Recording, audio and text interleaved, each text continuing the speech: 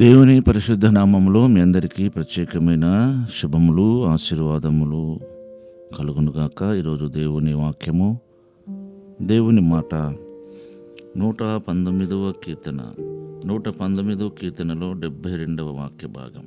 వేల కొలది వెండి బంగార నాణెముల కంటే నీవిచ్చిన ధర్మశాస్త్రము నాకెంతో మేలు, నాకు మేలు. వేల కొలది వెండి బంగారు నాణముల కంటే నీవిచ్చిన ధర్మశాస్త్రము నాకు మేలు. ఇక్కడ ధర్మశాస్త్రము అంటే 119వ కీర్తనలో ధర్మశాస్త్రం అన్నా, ఆజ్ఞలన్నా, విధులు అన్నా, కట్టడలన్నా, శాసనములన్నా ఒకే అర్థాన్ని కలిగినవిగా ఉన్నవి.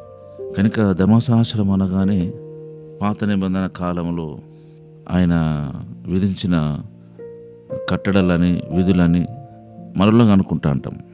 బలిపీఠం కట్టడము, దహన బలి అర్పించడం, ఇలా కొన్ని ఉన్నాయి పాత నిబంధన గ్రంథంలో ధర్మశాస్త్ర విధులు, అవి అనుకుంటా అంటాము. ధర్మశాస్త్రం అంటే దేవుని వాక్యమే, ధర్మశాస్త్రం అంటే దేవుని ఆజ్ఞలే, ధర్మశాస్త్రం అంటే దేవుని విధులే, శాసనములే, కట్టడములే. కానీ ఇక్కడ ధర్మశాస్త్రం అంటే దేవుని వాక్యం అనుకోవచ్చు, లేదా దేవుని వాగ్దానం అనుకోవచ్చు, దేవుని ఆజ్ఞ అనుకోవచ్చు. ఈ మూడు చాలా స్పెసిఫిక్గా మన లైఫ్లో ఇవి ప్రభావితంగా ఉంటాయి. దేవుని వాక్యము, దేవుని వాగ్దానము, దేవుని ఆజ్ఞ. ఈ మూడు సమపాలల్లో మనము బ్యాలెన్స్ చేయాలి. రాత్రంతా మేము ప్రయాసపడము కానీ ఒక చోప కూడా దొరకలేదని సిమ్మను పేతురు దేవునితో అడగడం మనం గమనించవచ్చు. లూకా సువార్త 5వ అధ్యాయంలో ఆయన మీ ధోనిని కొంచెం లోతు నడిపించి మీ వలలు వేయమని చెప్పిన కానీ ఆయన మాట ప్రకారంగా చేసిరి అని రాయబడ్డది. ఆయన మాట ప్రకారంగా చేసి విస్తారమైన చేపలు పట్టగలిగారు.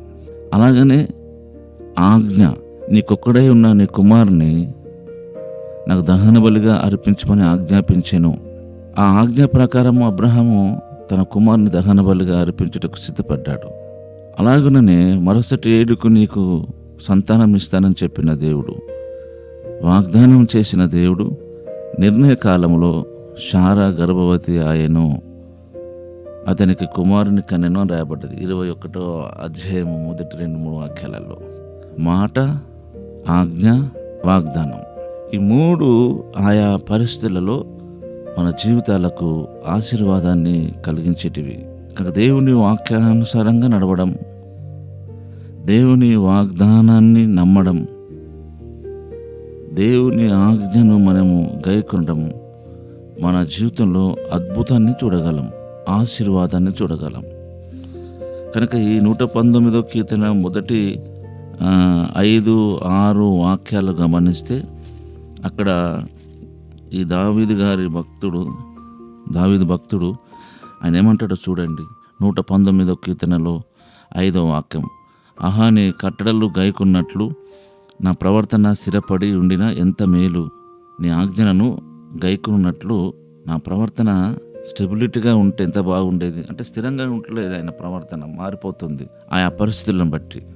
కానీ ఒకటి మాత్రం వాస్తవం ఏంటంటే ఆయన ఆజ్ఞ గైకోవడము వల్ల ఆయనకి ఎంత గొప్ప మేలు అర్థమవుతుంది. అక్కడ నా ప్రవర్తన స్థిరపడి ఉండినా ఎంత మేలు. మన మనసులో ఆజ్ఞను గైకొనే పట్ల మనకొక అవగాహన ఉండాలి.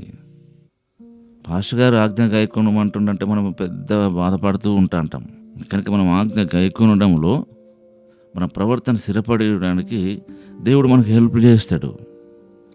దావీదు గారికి ఆయన దేవుని యొక్క ఆజ్ఞ గైకొనడానికి ఆయన ప్రవర్తన స్థిరపడి ఉంటే బాగుండు అనుకున్నాడు. దేవుడు అలాగనే చేసి ప్రవర్తన ఒక వరంగా భావించాడు. అదే 119వ కీర్తన చూడండి, 56వ వాక్య భాగం, నీ ఉపదేశం అనుసరించి నడుచుకొనుచున్నాను. అంటే ఇక్కడ ఉపదేశం అంటే ఏంటి? మళ్ళీ దేవుని కట్టడనే, నీ కట్టడలను, నీ ఆజ్ఞలను అనుసరించి ప్రవర్తించుటకు నా ప్రవర్తన స్థిరపడిన ఎంత మేలు అన్నాడు కదా. అదే నాకు వరముగా దయచేయబడి ఉన్నది. కనుక ఈ వాక్య భాగాన్ని గమనించాలి. అక్కడేమో ఉపదేశం అని రాయబడ్డది, ఇక్కడేమో ఆజ్ఞ అని రాయబడ్డది. ఆహా నీ కట్టడలను గైకొన్నట్లు నా ప్రవర్తన స్థిరపడి ఉండిన ఎంత మేలు. ఉపదేశము కట్టడ. మనసులో ఆ భావము ఉన్నప్పుడు మన జీవితంలో దేవుడు కార్యం జరగడానికి అవకాశం ఉంటాయి. నేను అప్పుడప్పుడు చెప్తున్నా అంటాను కదా, పడుకున్న వాడిని లేపవచ్చు కానీ నిద్రపోతున్నట్టుగా నటించే వారిని లేపడం కష్టం. మరి మీరు నిద్రపోతున్న స్థితిలో ఉన్నారా? నిజంగా పడుకునే ఉన్నారా?